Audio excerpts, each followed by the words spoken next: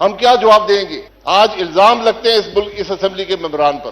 Speaker صاحب، آپ نے اس اسمبلی کی ساکھ کا تحفظ کرنا ہے اپنے عمل سے۔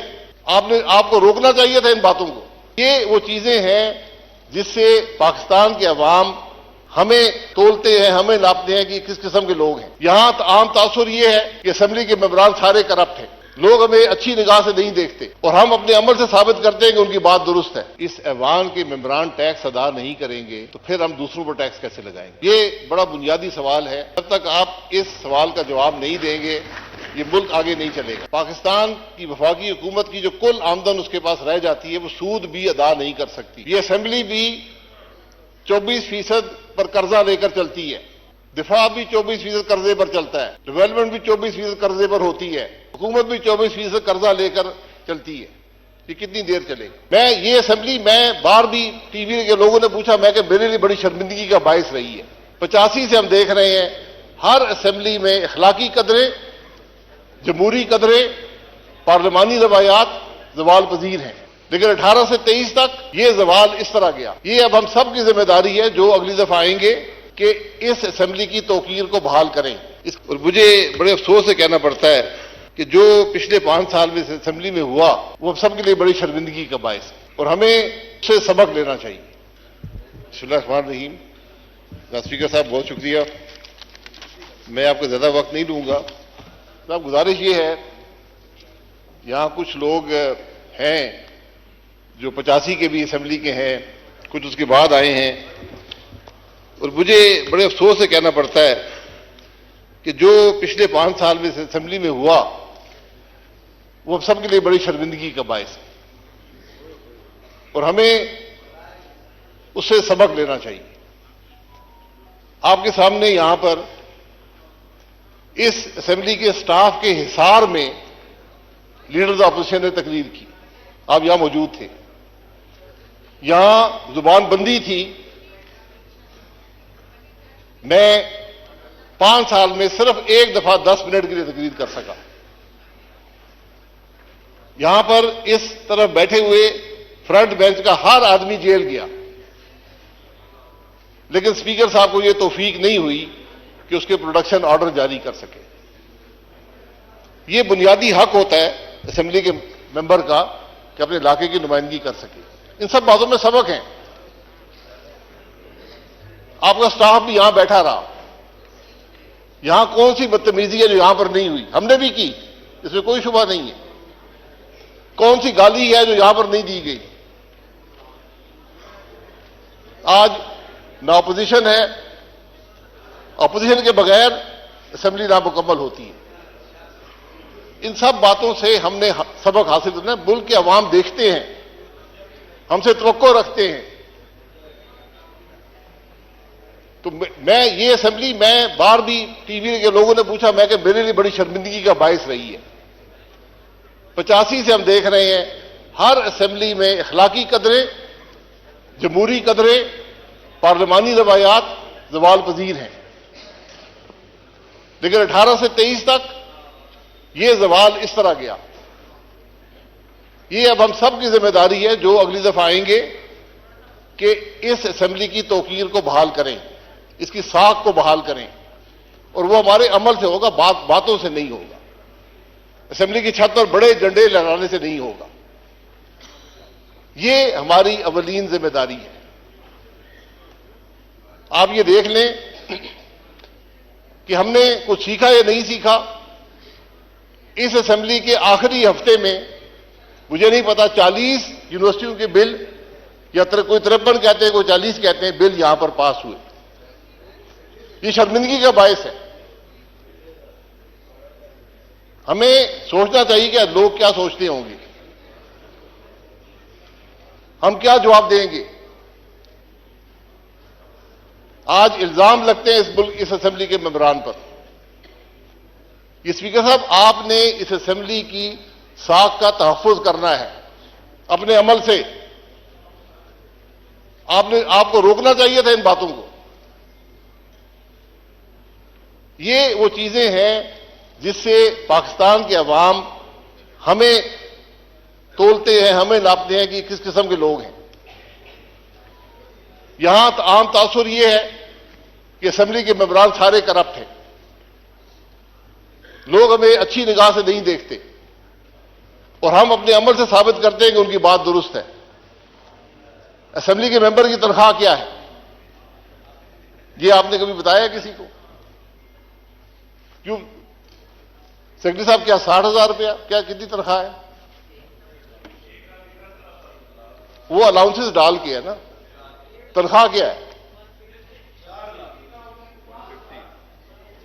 آپ دیکھ لیں. تنخواہ اس سے کم ہے. مجھے بھی تنخواہ ملتی ہے میں جانتا ہوں.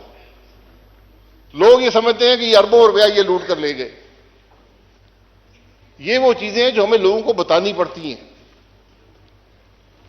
کیا اس اسمبلی کا ممبر اپنے گاڑی کے خرچہ بھی پورا کر سکتا ہے اس تنخواہ سے؟ یہ سب بیٹھے ہوئے ہیں. پاکستان کی ہر اسمبلی نے تنخواہ، میں تنخواہ بڑھانے کی بات نہیں کر رہا، میں ایک حقیقت کی بات کر رہا ہوں. اس لیے اسمبلی جب بھی آئے آپ موجود ہوں گے یہاں پر، ان کو اللہ کرے آپ اسپیکر رہیں، ان کو سبق دیں کہ اس اسمبلی کی بے توقیری نہ ہو، اسمبلی کا توقیر جو ہے وہ بحال رہے. میں پچھلے اسپیکر صاحب کا نام نہیں لینا چاہتا، لیکن جتنا نقصان انہوں نے اس ہاؤس کو دیا ہے تاریخ میں کسی نہیں دی. یہ بدقسمتی ہے. اگر آپ پہ حکومت کا دباؤ ہو کرسی چھوڑ دیں. میں ان کو کہا بھی، یہاں کھڑے ہو کر کہا، میں کہا اگر آپ پر یہ دباؤ ہے کہ آپ بولنے نہ دیں اپوزیشن کے ممبران کو تو یہ کرسی چھوڑ دیں. اس میں آپ کی بھی عزت ہوگی، ہاؤس کی بھی عزت ہوگی. یہ وہ سبق ہے جو ہم نے حاصل کرنے ہیں. میں اسپیکر صاحب یہ کہوں گا، یہ ایوان جو ہے یہ واحد ادارہ ہے ملک کا جو عوام پر ٹیکس لگاتا ہے. جو بوجھ عوام پر مہنگائی کا پڑتا ہے اس ادارے سے آتا ہے. حکومت یہاں پر بل لے کر آتی ہے، لیکن یہ ادارہ منظور نہ کرے تو مہنگائی نہیں ہوتی. میرا سوال یہ ہے کہ اس ملک کے عوام پر ٹیکس لگانے والے خود ٹیکس دیتے ہیں یا نہیں دیتے؟ یہ سوال ہونا چاہیے. میں نے 13 سال نیب کی عدالتوں میں گزارے ہیں. آج بھی نیب کی عدالت سے ہو کر آیا ہوں. مجھ سے نیب نے ہر سوال دنیا کا کیا ہے، ایک سوال نہیں کیا کہ تم ٹیکس دیتے ہو یا نہیں دیتے ہو. کرپشن کا معیار ٹیکس کی ادائیگی یا نا ادائیگی میں ہے. اگر میں یہاں سے نکلوں، کروڑوں کی گاڑی میں بیٹھوں، لاکھوں کے بجلی کے بل ہوں، لاکھوں کے گیس کے بل ہوں، 10 مسلح میرے ساتھ ملازم ہوں اور میں ٹیکس ادا نہ کروں تو ان کے خرچے کا پیسہ کہاں سے آتا ہے؟ جناب شکریہ. میں بس 2-3 منٹ اور لوں گا. میں جناب گزارش یہ کر رہا تھا کہ اگر اس ایوان کے ممبران ٹیکس ادا نہیں کریں گے تو پھر ہم دوسروں پر ٹیکس کیسے لگائیں گے؟ یہ بڑا بنیادی سوال ہے. جب تک آپ اس سوال کا جواب نہیں دیں گے یہ ملک آگے نہیں چلے گا. آج پاکستان کی وفاقی حکومت کی جو کل آمدن اس کے پاس رہ جاتی ہے وہ سود بھی ادا نہیں کر سکتی. یہ اسمبلی بھی 24% پر قرضہ لے کر چلتی ہے. دفاع بھی 24% قرضے پر چلتا ہے. ڈیولپمنٹ بھی 24% قرضے پر ہوتی ہے. حکومت بھی 24% قرضہ لے کر چلتی ہے. یہ کتنی دیر چلے گی؟ تو ہمیں ذرا ان باتوں کو پر سوچنے کی ضرورت ہے. ہم سے الیکشن کمیشن ایک گوشوارہ لیتا ہے، آپ بھی بھرتے ہیں میں بھی بھرتا ہوں، اس میں یہ نہیں لکھا ہوا ٹیکس کتنا ادا کرتے ہو. واحد پاکستان میں طبقہ ہے پارلیمان کے ممبران جن کے ٹیکس کے گوشوارے پبلک نالج میں ہوتے ہیں. وہ ریکارڈ شائع ہوتے ہیں، نوٹیفیکیشن گیزٹ میں شائع ہوتے ہیں. ہر آدمی پڑھ سکتا ہے یہ آدمی کتنا ٹیکس دیتا ہے. تو کوئی بات ڈکی چھپی نہیں ہے. اس لیے ہم سب کی ذمہ داری ہے کہ اپنے عمل سے، یہی لیڈرشپ ہوتی ہے.